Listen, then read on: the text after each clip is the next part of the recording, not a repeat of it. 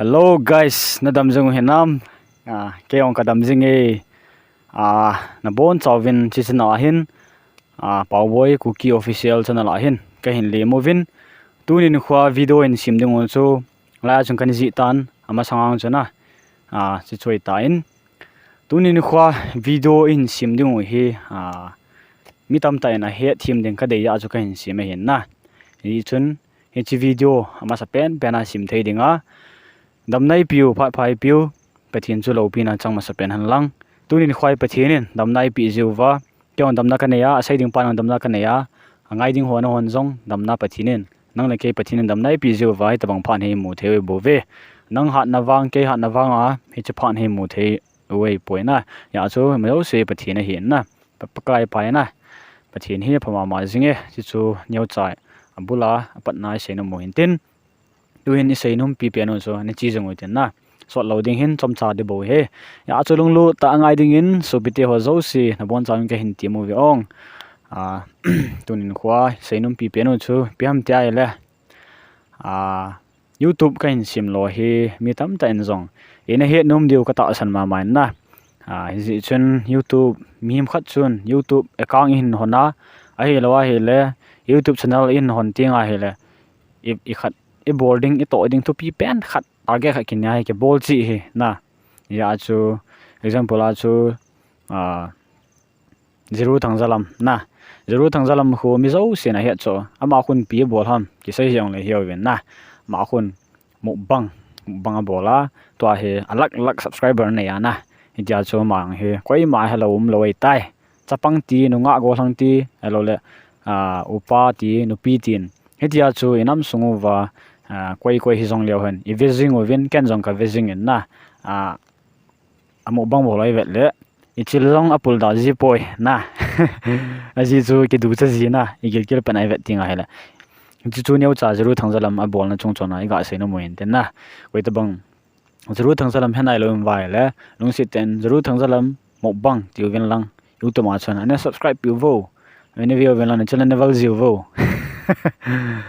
ale to ha ban chalo tin aban chalo tin to ha mi khat kan se ke din na channel thumane seute tu nu kha hen chu ko ham ta hela Mr. Zors kan se no mena aji cho ma he ken jong contact number kan in aman jong in chanam khanen ai ke thu pin ai ju kyang thusim sei lung lut khat chu ka hin na ya cho ma nei ke thu pi jin chi Mr. Zors channel jong subscribe pi utena aji cho ma thu sem sei jin aman jong hi ti chun channel la hon lo pen cho thusim a sei ji na thusim hi mi na ngai teng le alung na ho ai lo le alung ki pa lo hon chi thusim chon ngai ting a hele ki pa na ai hin nei jiu wa alung mon na hin nei jiu hi thusim jong hi a phana pha he na lung si thusim bo se hello ai ta ki til kho na thei tam ta thusim ho jong en sei jin hi chun subscribe yu te Mr. Zors na YouTube ma chon hol yo chun na mu lei diu hi ji chu ama ku na ka ga sei num neu jacket na hin na athum na hin ani sei leo hen athum na hin achum bale khat ani law te ong tu le to viral mama lak mama le si pumpi na he na UC Cristiano ko ha hello de na mai um yo sin he ne subscriber ho wow sei da taute tam ba le na ma hun ma professional footballer ma hi ki le hun na ai ya ho mi koi ma cha hello lo ya subscribe ball ai ni khat a jong ta ho pai sim zo lo na ta ho live fa jong min a subscriber ho alut za no live fa ball wa ta ho mi ve sa ing na la ho tuang hi tu le twai sei pat wa subscriber a sa ke beijing na la na sat dan na Cristiano subscriber na ma jong a footballer na a hi na a thip na a so ji he chi channel la hona chi a chip dan ho a skill ho a goal khum dan ho a control ball ho alo la a price na a san zat ho a san do ho alo la interview za chum a ball na ho yang an koin i je new see Cristiano subscribe na lo hon jang na ga ki tho piutin ga subscribe piute i chu channel thum i ga sei no mo hin tin biza chu kan sehem ta la YouTube channel hong ho hin YouTube channel le hon ting wa hele ball khat chi kini na tu sim ham mo bang ham alo la e personal na i hin khu i chaman cha dan ho he na ki upload ji ham vlog ho na chi chu hin chu ta banga ji ken jong tunin khwa YouTube channel kan hon lo na pen hi kan sei ding hin na pati chan an ngai ven lang e he num diu ka ta sanin ipizia YouTube channel hi gel kho na zala kan hon ham ale ipizia hi student khat ki hiya YouTube channel ka hon ham na question tam tam thei hi lekha sim ai su bui lo de ham tiang question om thei alo le na hwa ku na jong chu school chapang khat hiya ipidia YouTube channel a khone dio na tiang chui nei mai theu hi nge question tam tam jong le ke ma hi chi question kan sim do ha chen khat ni kan sim do ha chen in an sarang ka tin na he num de ka ta san cho cho no question ta banga na nin dom bo ta bang wen an ki gyal ka tin i chu alang pia hi chi question chu mi khat ni chunga jong o me hin na ni chun ei dong zil vin le kha jong sim de tam tam na lai ipedia YouTube channel na khon pham hin tiu jong men na i cho he ding kan sei no men YouTube channel ken ka hon na hi asilanga ka hon nei pon lekha sim ki su buina dinga hongjong ke pon ai lo le ita chu ki su buina dinga ang sim ke pon hong ke pon na ita chu za za na silanga bol ke poi aphalanga bol ka hi aphalang itia hele inge langha chu lekha sim lai chapang ka hi in YouTube channel ka hon ji hi piam ta la YouTube channel ka hin hona hele kya dinga chu ke pa na lungmun na te ka na bana cho kalung nu mo ni yong le na subscriber ho ban cho ka ga va le o mi za nin ei ngai lue ti ka kim mo ro the na mi kha cho subscriber pi ting la inge lu za subscriber pi hen na ya cho ichi subscribe hem bol ho cho imu tinga hele subscriber hoi viewers hoi cho imu ting o mi za nin ei ngai lu na video i vet pia subscriber pia like bo pia comment ei bo pi he tia ki pom ji na ichi chu ni chanam khana he ilung thimi ke pa na ei nei sa jin ei motivate ma jin e chun YouTube ko hon hi kya ding phachu ma e chibo se choi poi hinge langha le kha sim ka hi en ken jong aphat ka ki henin tunin khwa video ka sim hi Sunday ni khu hin na ken video ka sim ni khu hi Saturday Sunday hi lang pia Saturday Sunday tilova Monday apa Friday chan hi school kai a ki hi ji chun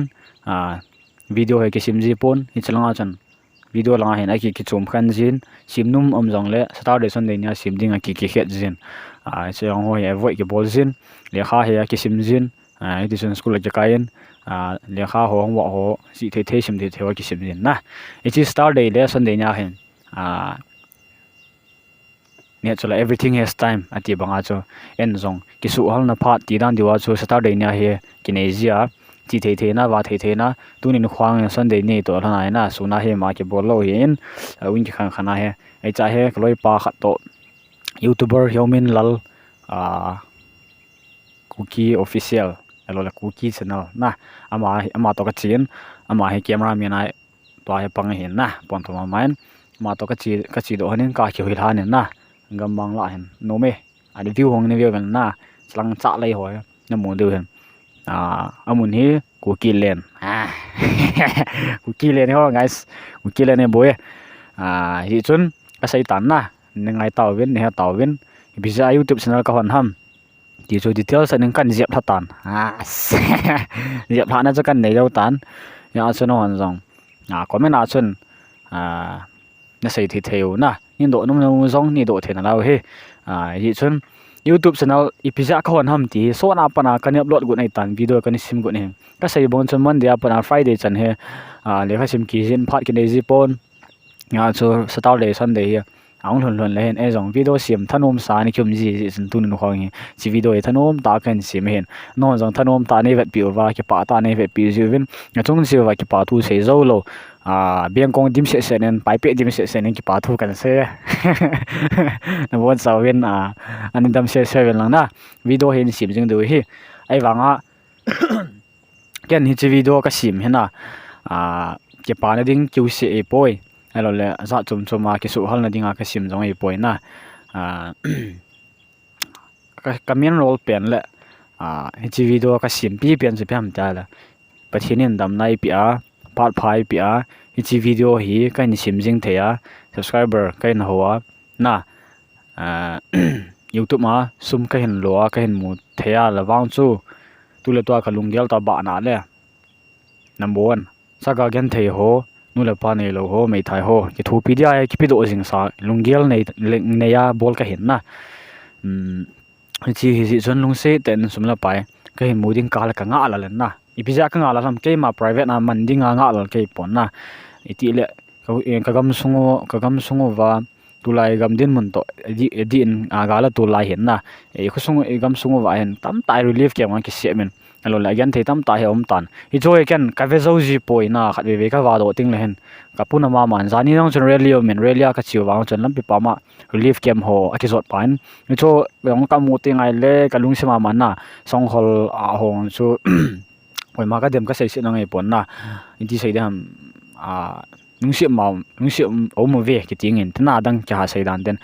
ki thu pi num von khalen ni be ki cho pi han lang ai lo le ni the khalen ni be ki cho pi han lang te si ho ko acharon na diwin somanga za khat hiang le ka ki pile ti ho ka giaren na kalunga chi chun kalung thim hi ai sun na hlai eng nam ho hin khwa ko na hem ka ki thu pi num min hin lai nei lo na sumin vai ho min na le se ne sum ma cha nei nei lo ale sim cha ki bol the lo hin ya chu sum youtube ma mu de ki nga ma jing en na ji sumin ki mu ting jong le koi ma chai ding ai poi ai ho ading ma hi ai hoi gam sung wa ding ma hin I chun nei support wen lang nung sin in tu le tu lang share in lang subscribe bon lang na like in lang comment in lang ki support jing mo tin new khat ting le sum le pai mu ting jong le khe sa ding o kan he sa ding chi channel ma he mi ta chu thil pha bol na ichi channel holut leo chan malang khon abma sa pena helping hand ka ji na helping hand mukbang story drawing etc ka ji in ya so helping hand ka koi ma sa pen ya so ki thu pi ding hi ke ka tha nu ma jing ya so sei banga chu sumla pai mu tiu jong le saturday sunday ho he na helping hand ho chu sumla pai mu tung le bol de hen hi chun ki support tu jing o te tunin khwai nang nei support lo hi le I ma ka hi lo di hi tuni 1k hang walong hi tua an ve nang ji ki pam wale hi chan chu hin seinum ka hogen ka sei sa le khujing kya ka sei den tuin nga tange mang phawlen dam se wale